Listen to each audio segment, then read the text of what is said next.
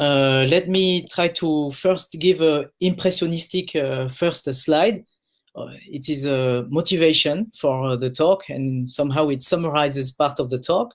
So in algebra, we have three fundamental concepts, which is the dimension of a vector space, the trace of an endomorphism, and the determinant of an endomorphism. And in homological algebra, the homological algebra counterpart of a vector space is chain complexes. So the substitute for dimension is the Euler characteristic of a chain complex. When you have linear maps, they become upgraded to chain maps. And to a chain map, you can associate an analog of the trace, which is the Lefschetz number. This is a kind of alternate trace. And finally, for certain chain complex, which are called acyclic, the right substitute for the notion of determinant is the torsion. So it has been a long tradition in dynamical systems to try to find a dynamical interpretation of topological invariance. For instance, the Euler characteristic of a manifold can be defined by counting the zeros of vector fields with non-degenerate critical points. Similarly, if your chain map comes from a diffeomorphism, if it is induced by a diffeomorphism, then you can understand the Lefschetz number as some kind of counting the fixed point of your diffeomorphism. And finally, this is the main topic of the present talk, the torsion, which is the homological analog of determinants, can be interpreted as a way of counting periodic orbits of some specific flows. So I will explain in more detail. It's just an overview. And finally, since we are... Viet? Sorry? Are you thinking of Morse theory in this column? I'm sorry, what column? More or less. I mean, for the zeros of vector fields, you can think about Morse theory. For the Lefschetz number, it is about what's called the Atiyah-Bott-Lefschetz trace formula. And for periodic orbits, it cannot be Morse theory because gradient flows cannot have periodic orbits. So it's just dynamics. I'm being vague here, and I'm going to be more specific later. Just the first one. Okay, thank you. There are many things called torsion. Which one are you talking about? I will also come to it later. Let's say Reidemeister torsion. Okay, so, and in the last column, I will also make an analogy with field theory. And what I will be interested in, for just the purpose of this talk, is the interpretation of torsion as a partition function of topological field theory, more specifically the BF theory. Okay, so I want also to make an apology. I'm not an expert in topological quantum field theory. And so for this analogy with field theory, I will report on work of Hadfield-Kandel and Schiavina, where they relate Fried conjecture, I mean this topic of studying torsion, to BV. And I apologize if I make a mistake. Okay, so let me start by describing the geometric context of the talk. So we work on an odd dimensional manifold M endowed with a contact one form theta. So for instance, the unit cotangent bundle of some manifold M is a contact manifold. On this manifold M, you are given a vector field that I denote by X. And the vector field X is called the rep vector field. It means that theta of X equals 1, and the flow of the rep vector field preserves the contact structure. I will make an assumption. It is related to Thomas' question. This is the assumption on the vector field. I will say that the flow generated by X is Anosov. It means that the tangent bundle of M splits as a direct sum of three bundles, ES, EU, and the line bundle generated by the vector field itself. The vector bundle ES and EU are called the stable and unstable bundles of the Anosov flow. Let me explain. If you look at, you take a vector which is in the stable direction, so the action of the flow, the action of the differential of the flow on this vector, it is going to contract this vector exponentially fast. On the contrary, if you take a vector in the unstable direction, the flow will stretch this vector exponentially fast. And there are examples of such Anosov flows, which are the geodesic flow for a metric G of negative curvature. These are the classical examples which go back to Poincaré.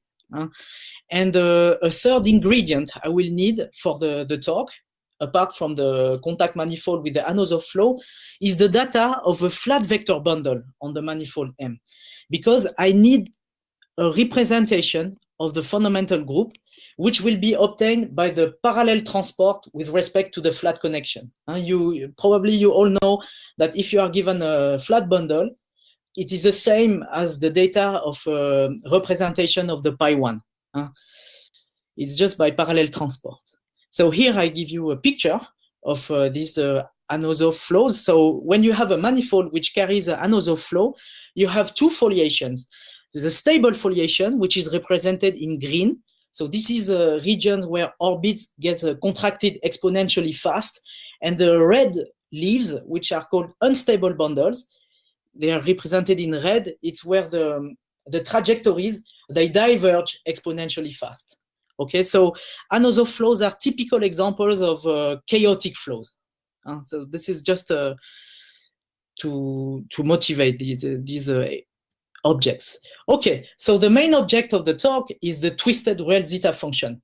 So maybe we are not familiar with the twisted real zeta function. So let me, before I give it, give the definition of the twisted real zeta function, let me motivate it by just saying that in analytic number theory, it seems that people are interested by the distribution of primes. And usually, when you want to know the distribution of prime numbers, then a natural thing to do is to associate to your counting problem. You want to know how many primes, asymptotics of number of primes less than t. You associate to it a complex function, kind of a generating function, if you want.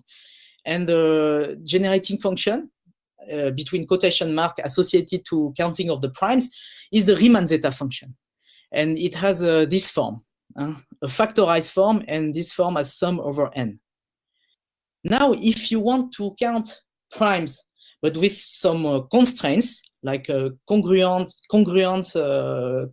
conditions on your primes, then you might consider a kind of modification of the Riemann zeta function, which are called Dirichlet L functions. And you modify it in a very simple way. You multiply the p to the power minus s by chi of p, where chi is a character.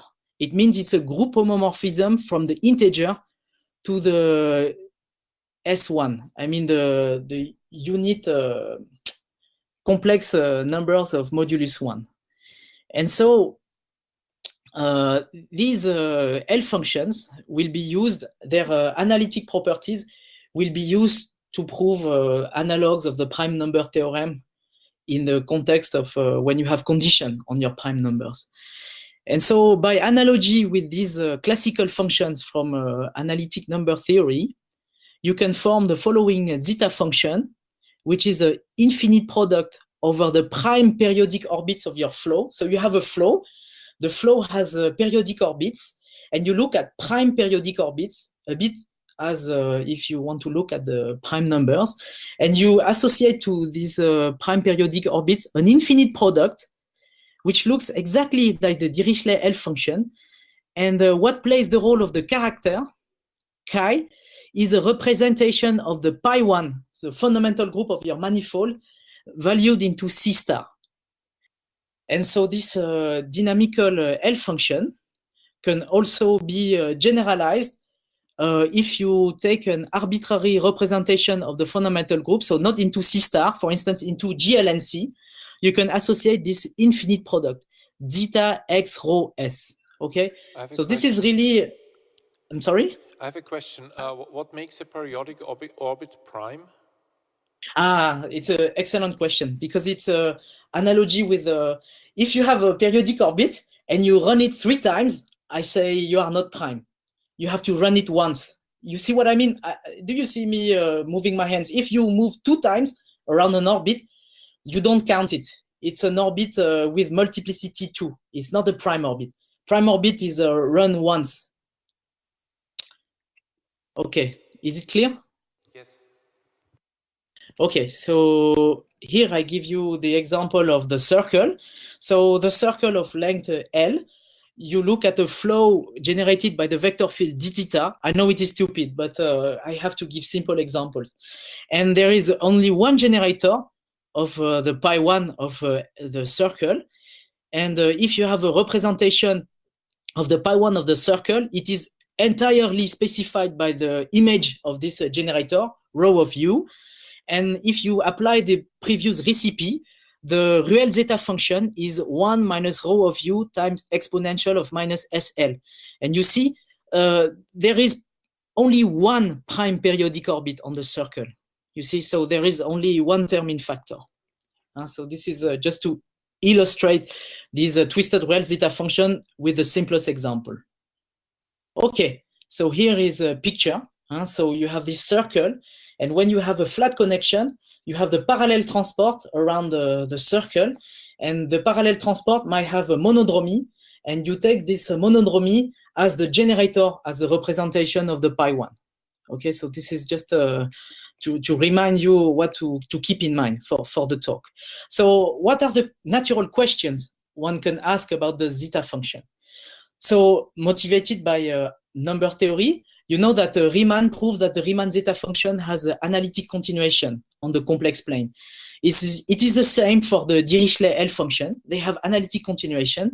So it was conjectured by Smale that, so it was a question, in general, for instance, if the vector field X is anosoph, do these zeta function have a meromorphic continuation to the complex plane? So it has been a huge industry since the 90s, and there were many contributions that I summarize in this slide, and all these contributions, they end up with this theorem proved in 2018 that in general, for a general class of flows called axiom A, I will not detail what is an axiom A flow, but in particular, anosoph flows are axiom A, then this zeta function has a meromorphic continuation to the complex plane. So this is a fruit of a long effort of many people over 30 years, more than 30 years, okay? So, okay, now that we settled the question of meromorphic continuation, we can ask a next question, which is, what is the topological content of the zeta function? And these were questions asked by Bowen and Fried that I'm going to discuss in the next part of my talk. Okay, so of course, the problem of analytic continuation and the problem of the topological content of the zeta function are deeply related. And if you remember my first slide, of course, we expect that some special value of this zeta function will be related to the torsion, to the Radomeister torsion. But this is the topic of the next part of my talk. Okay, so I'm sorry, I have to give a bit of definition. Before I speak about torsion, I shall give you some kind of definition. And since we are in a field theory conference, I tried my best to give a definition of torsion which looked like a field theory. And so you have a cochain complex. You start from algebraic data, abstract cochain complex with its usual differential. And you look at the space of fields, which is C dot, so your cochain complex shifted in degree -1, and the dual of the cochain complex shifted in degree -2. And your fields are elements AB in this space F, vector space F, where A, you have to think of it as a cochain, and B, you have to think of it as a dual of the cochain, so chain. And your action functional, because you need an action functional, very simple, it's B paired with the DA. And the pairing is because the chain, they were made to be married with a cochain. So it's the duality pairing. And you need an extra bit of data. You need a chain contraction on your cochain complex. So here I write the equation that must be satisfied by a chain contraction. You can just take it as the definition of I think it's the definition of a chain contraction. And the consequence of having a chain contraction is that it gives you a kind of Hodge decomposition of your cochain complex. It means that elements of C dot can be written as a kind of sum of image of the cochain contraction plus exact form. D, im of D, I will always call it exact form, plus harmonic objects. Harmonic object is the image of pi. Maybe, I'm sorry, maybe for those of you, maybe some of you are a bit disturbed. Cochain contraction, I need pi to have image 0, and then you don't have image of pi here. I'm sorry. So, and I will call im of k co-exact forms in my cochain complex. Okay, so now that I have this space of fields, an action functional, and a chain contraction, I can give you a definition of torsion which has a flavor. What are the conditions on pi? I'm sorry, it's just imagine pi is 0. Forgive me, I shouldn't have written pi here because it is disturbing. Just pi is 0. Identity equals dk plus kd. This is a definition of a cochain contraction. Yeah, right. I'm sorry. So now once you are given this k, this cochain contraction, then it gives you a Lagrangian in the space of field F, which is obtained by selecting co-exact objects in your space of fields. And you can define the torsion as some kind of BV integral over the space of, not over the space of fields, but over this Lagrangian. So here it should be L of k. And the action functional that you take is the B paired with DA. So I just want to say, reassure you, this is for abstract cochain complexes that you might assume have a finite dimension, finite length cochain complex. And here the action is quadratic. So this is a kind of Gaussian integral, but in super geometric context, and this is perfectly well defined. So this gives you a definition of the torsion for abstract cochain complex. And about the question of Thomas, why pi, I say it is 0, because for instance, for the moment, I want to assume that my cochain complex is acyclic. It means that it has no cohomology groups. So in that case, you can take the chain contraction so that there is no pi. That's what I mean. Okay, so here I give you, as I said, I discussed about acyclicity. I give you a visual image of acyclicity. So this is an acyclic complex, you see. So the closed objects are exact objects. And this you can visualize with these colors. So it is something which is very visual, the condition of acyclicity. So the green part, which is sent by the differential in isomorphic way to the red part. Okay. And here, of course, we want to implement all of this on manifolds. What I just discussed is just a torsion of a cochain complex. So now, how do you define torsion on geometric objects if you are given a manifold? So here I give you two recipes that I put in this array so that you see there is a kind of dictionary. So either you are in love with combinatorial geometry. So you say, I have a manifold. I consider a cell decomposition of my manifold, like so it becomes a CW complex. And so a CW complex always has this cochain structure. And okay, so this is something I just say. It is not written on the slides, but you need an extra data. You need this representation of the fundamental group. So you don't consider the cochain complex, but you consider the cochain complex twisted by the representation of the fundamental group. And then you have this space of field that I alluded to On the previous slide, you have a propagator K. So the chain contraction is just take a propagator. Then you have, once you selected the propagator, you had the chain contraction. It singles out a Lagrangian submanifold in your space of field. I shouldn't say submanifold, a Lagrangian subspace, because it's a linear subspace in your space of fields.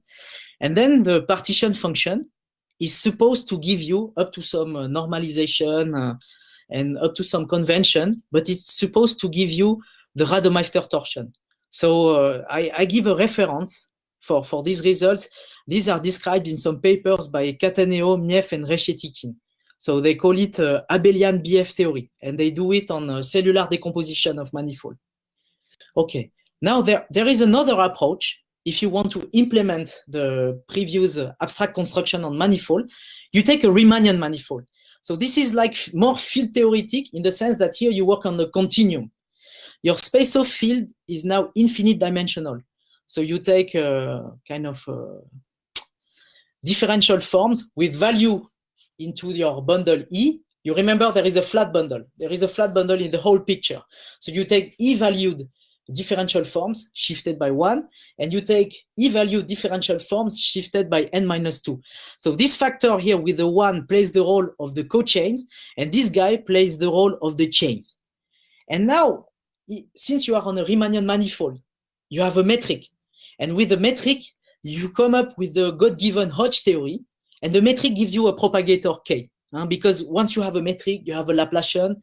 And since we assume that we have some acyclicity, your Laplacian is invertible. So you can cook up a propagator K.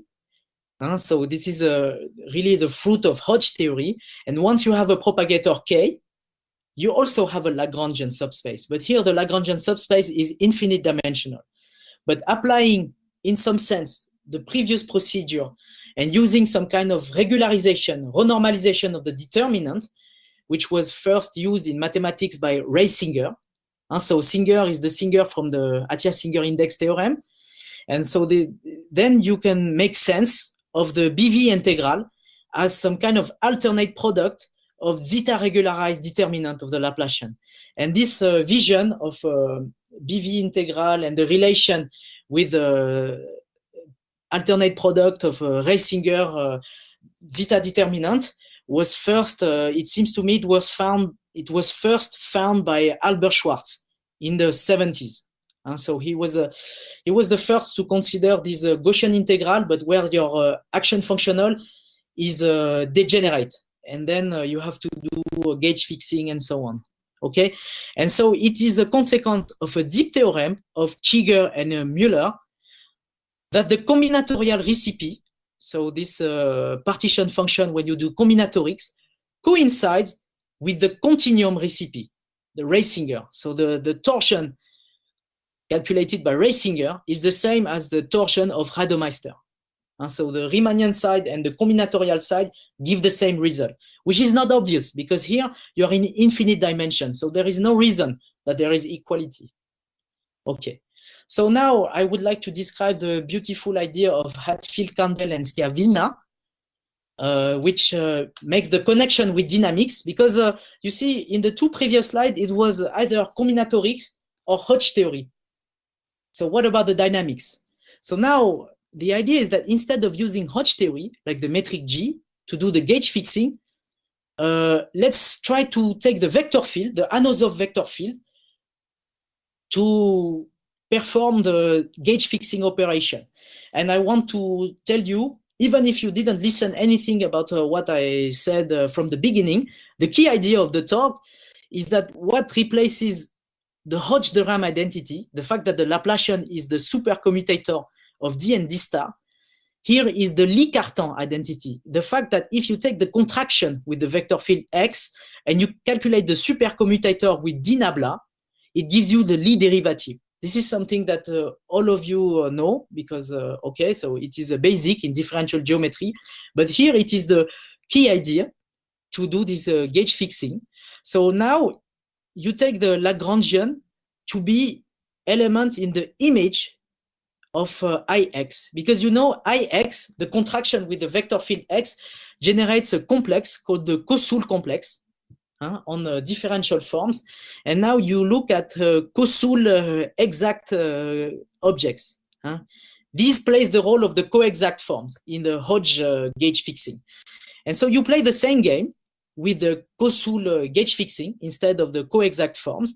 And then formally, or you can take it as a definition in the work of Hadfield-Kandel-Schiavina, you can think of the BV integral when you use this gauge fixing as some kind of alternate product of flat determinants instead of the zeta determinants. So instead of doing the Albert Schwartz game and use the zeta regularized determinant of Reisinger, now you use some determinants coming from dynamics called the flat determinants. And this can be identified with the real zeta function. So you see there is a connection between BF theory. In some specific gauge fixing, it gives you the real zeta function.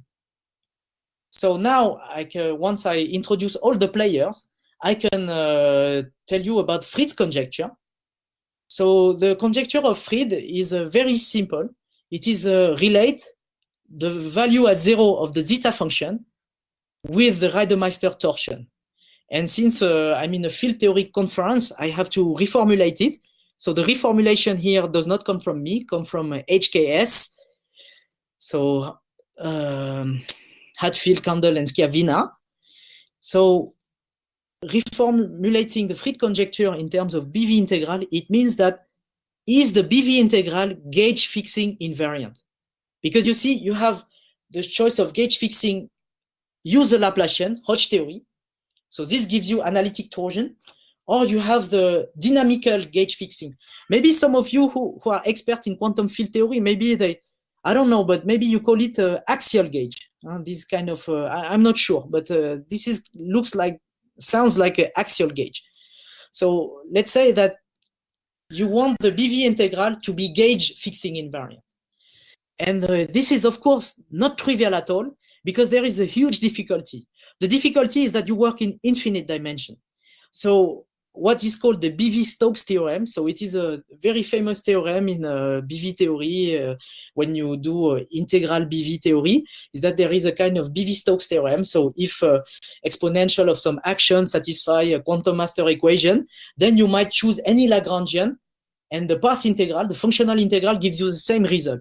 Here it is not trivial at all because of renormalization, because you are in infinite dimension. Okay, so now I would like to give some result on this Fried conjecture, which was obtained with my collaborators, Colin Guillarmou, Gabriel Rivière, and Xu Xian. So first, I want to say that Fried himself, in the 80s, showed that on the cotangent, unit cotangent of hyperbolic manifolds M, so hyperbolic manifolds, you have to think of them as Riemannian manifold with metric of negative constant curvature.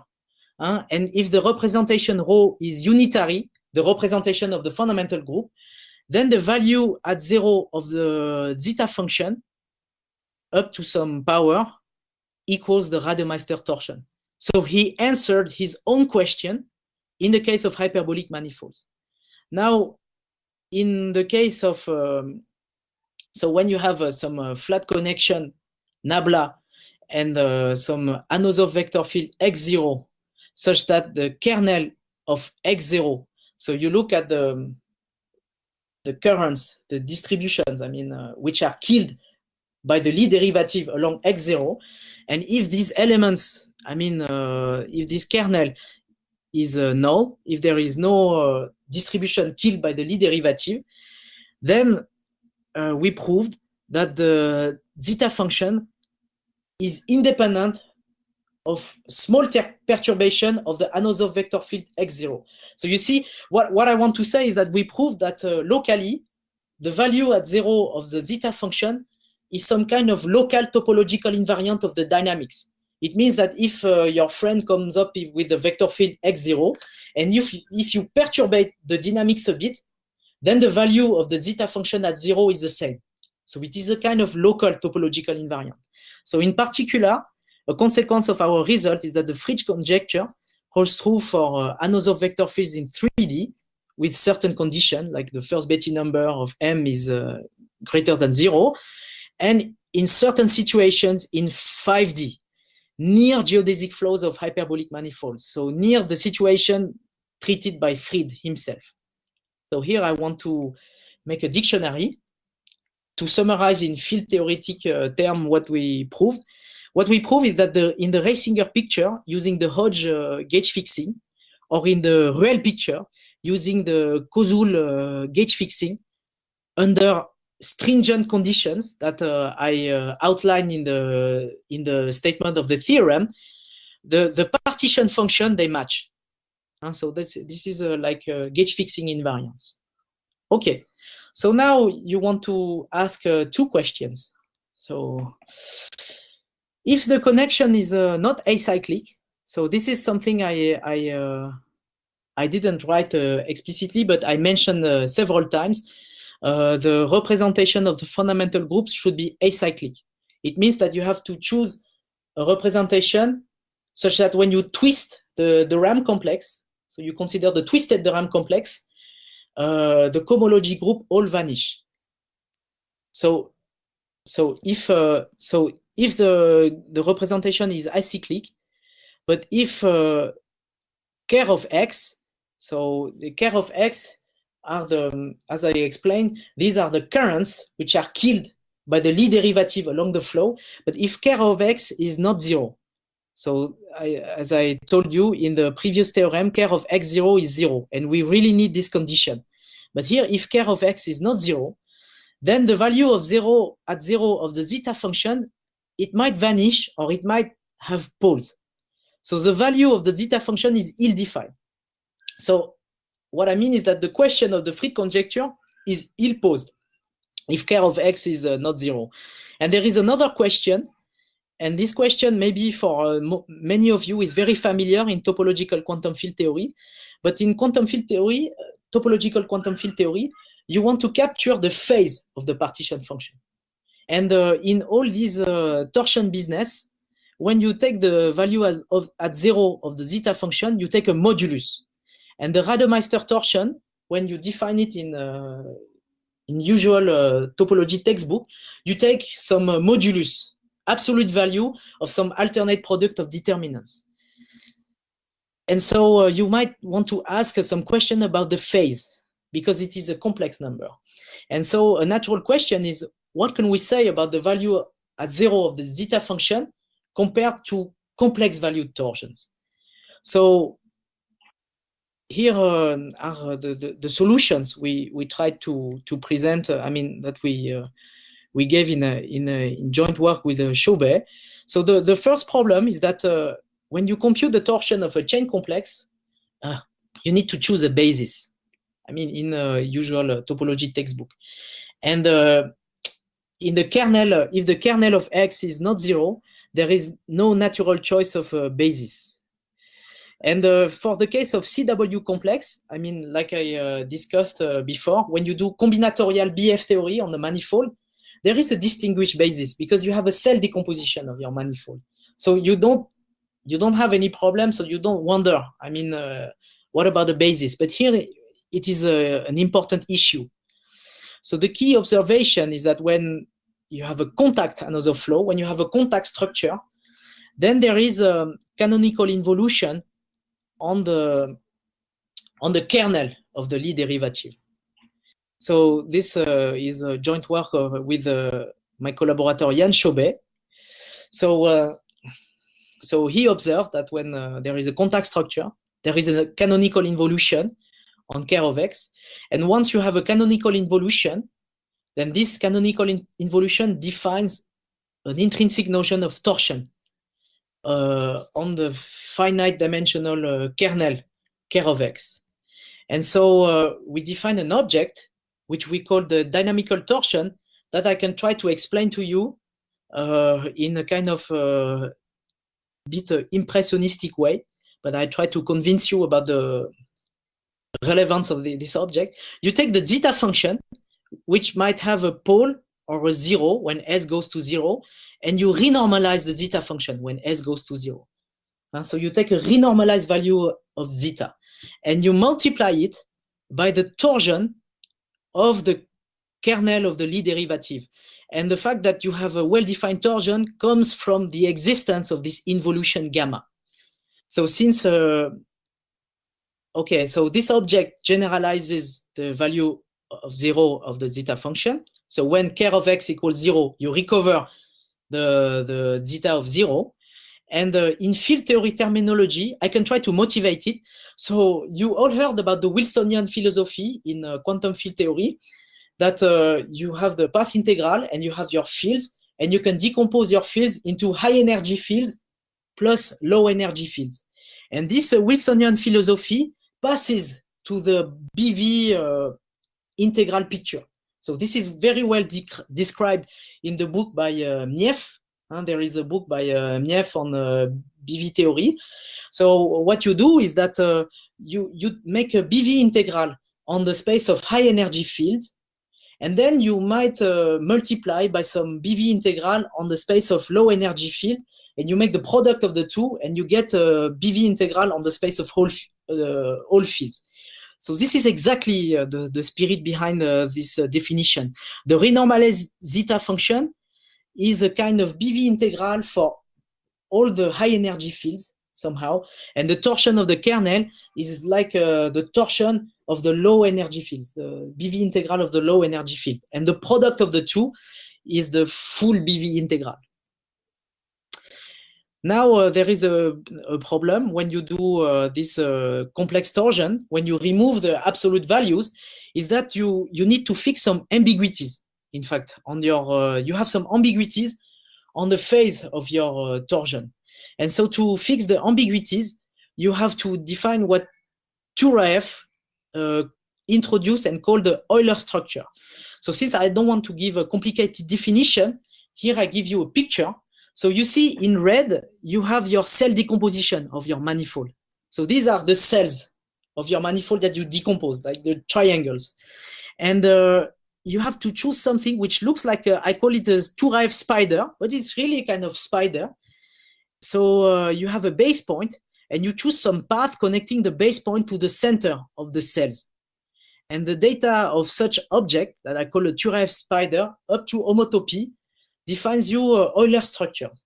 And what I want to say is that the Euler structures, they fix some kind of ambiguity, ambiguity for the definition of the torsion, and also that it is a torsor for H1 of MZ. So for the first homology group of your manifold, it is a torsor on the Euler structures of your manifold.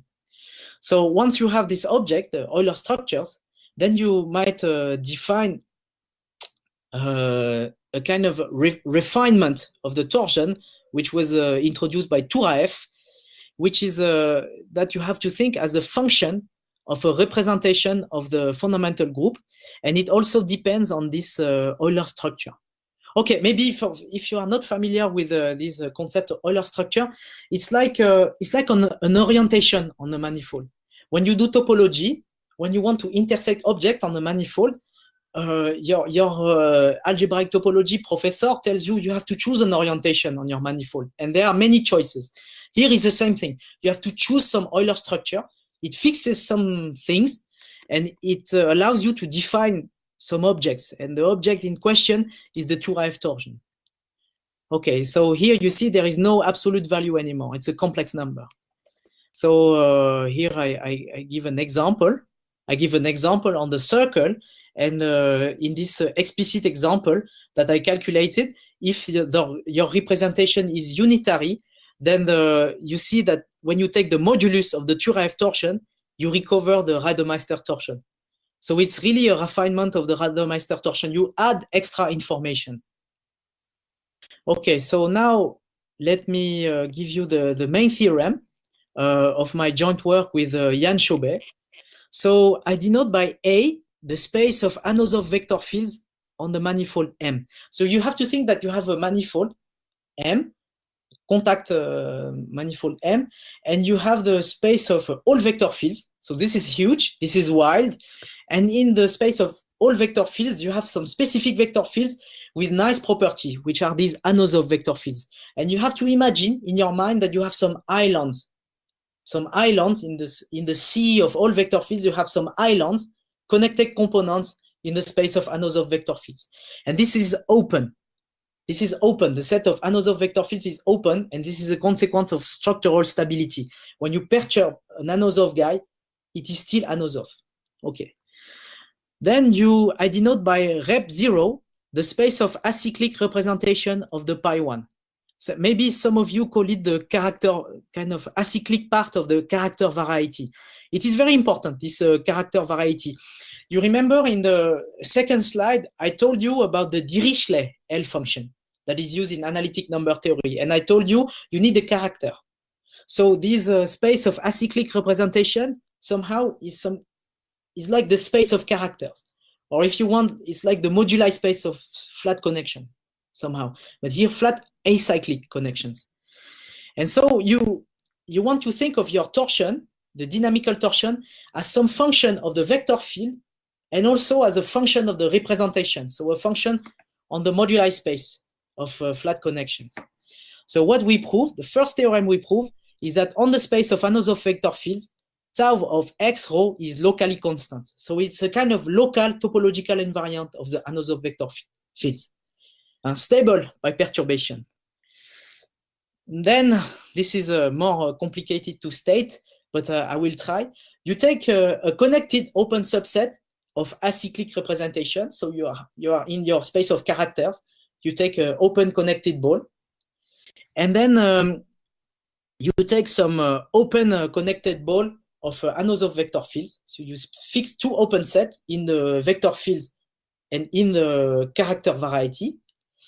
There exists an Euler structure on M such that I can compare the dynamical torsion with the 2ρf torsion up to some constant, but the constant does not depend on the vector field X in this connected component of vector fields, and it does not depend on the representation rho on this connected component U.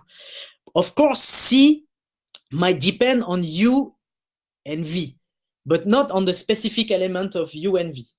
And so this gives you a kind of a comparison of the dynamical torsion and the 2ρf torsion as functions on the character variety. And so this is the content of our theorem.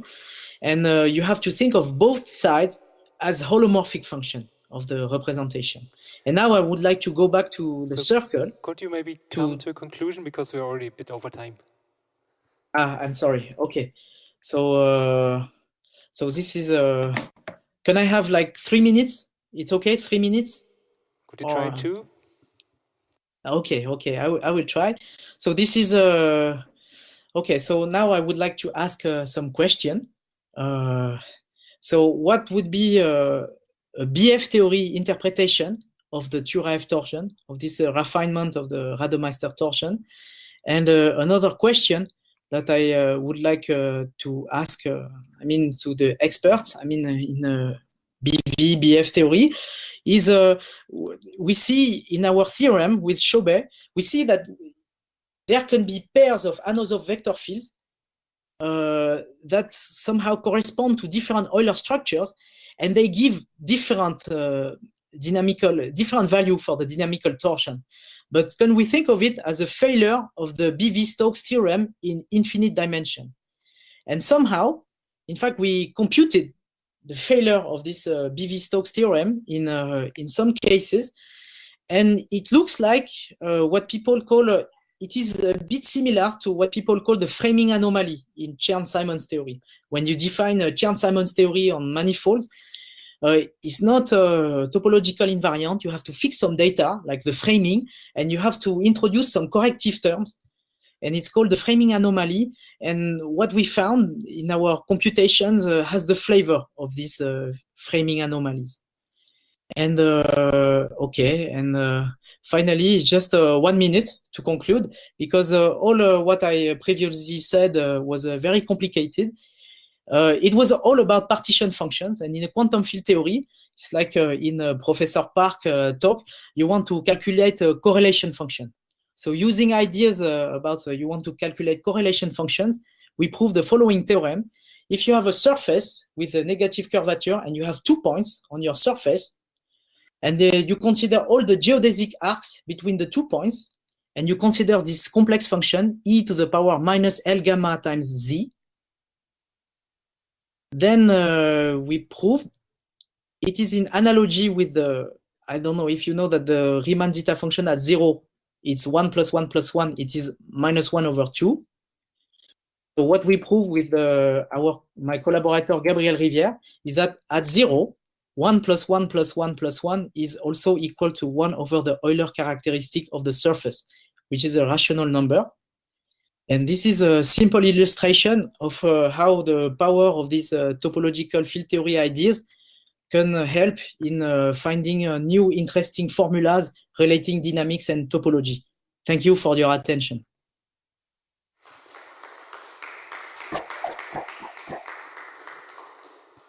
Yeah, thank you very much.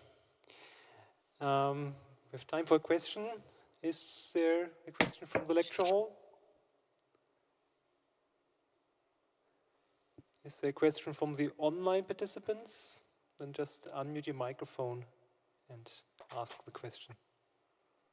So your difference, even if Viet-Stokes theorem hold, it does not really tell you that if you choose inequivalent Lagrangian, different homotopy types or whatever, exactly, not previously formed, then it has different values, right? So okay. maybe your choice corresponds to inequivalent choice of Lagrangian rather than okay. So possibility, I guess. Okay. So what can I rephrase? I try to understand. So you say that you have like islands of Lagrangians with walls somehow.